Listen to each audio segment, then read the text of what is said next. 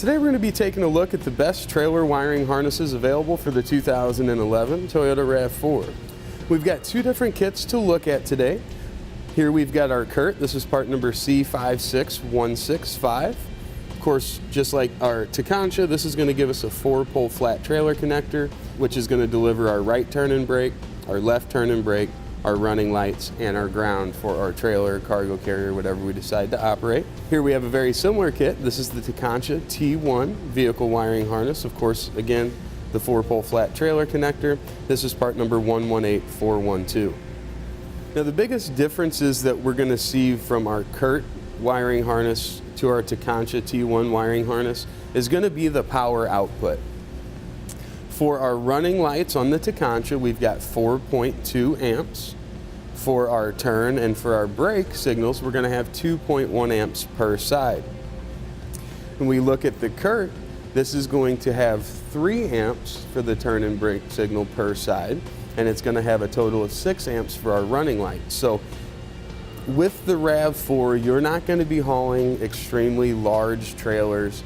But if you do have a trailer that has a lot of incandescent style lights, you might want to opt for the Curt because it does give us that little bit of additional power.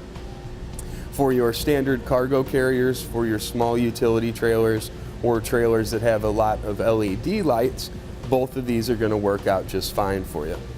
Now when mounting your box, you're going to use the foam tape to adhere it to a metal surface. I also like to wrap it with a few zip ties to secure it. That's going to be behind the driver's side kind of appearance panel that's inside of the rear hatch. Now we have found a difference between the Tekonsha and the Curt. If your mount fails and if the boxes start moving around or vibrating around, the Tekonsha tends to last. We typically don't have issues with that. Whereas with the Curt, on occasion, we will have a failure from it being bounced around in there, so you'll want to keep that in mind. Now both of our wiring kits are going to have a plug or a cover that's designed to fit over our 4-pole plug. You'll see with the Curt, we're going to have a detachable style. This just slides over. It's going to sit around the wiring. Then we can use that to be capped off there. The Tekonsha, it's actually attached. So you can kind of pick your preference there. I don't think it makes a big deal one way or another. And one thing you do want to keep in mind, unless you plan on doing a custom installation, your 4-pole is going to stay in the back of your vehicle. It's going to be tucked underneath your rear floor covering, and you'll pull it out and over the door sill whenever you need it. Now both wiring harnesses are designed with a powered converter box, which means there's going to be a 12-volt wire that we're going to run from the box up to the battery in our vehicle. When we make that connection, both of our harnesses are going to include a fuse holder. This is going to allow us to safely tie in to the vehicle's battery and have that connection fuse protected, so we never have to worry about any issues causing issues with our vehicle battery or overloading a particular circuit or anything like that. Now the purpose of our converter box is kind of twofold. One, it's going to prevent any overloading of our circuits. So we're not drawing power through our vehicle's lighting system to send out to the trailer. It's a standalone 12-volt power source, so it provides its own power. All we need are the signals to turn the switches inside of our box on and off.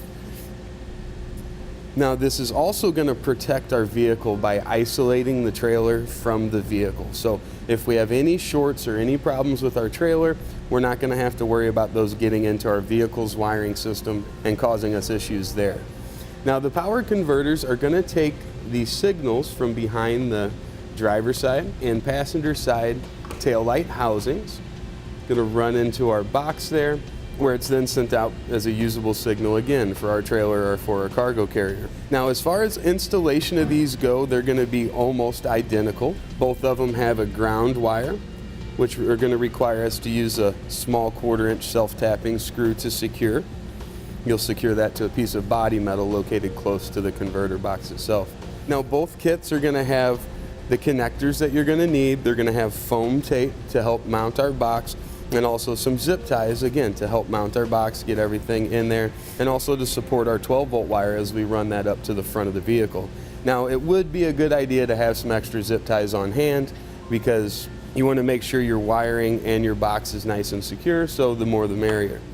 So to kind of wrap this up and give you kind of a quick summary, the ease of installation is going to be identical between the two wiring harnesses.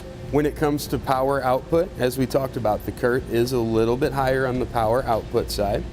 And when it comes to durability, if your mounting location fails, if your zip ties and if your foam tape fail, the Tekonsha is definitely the one that seems to be a little bit more resilient to that. And that's going to complete our look at the best trailer wiring available for the Toyota RAV4. Click the link below to shop, learn more, or visit us at etrailer.com.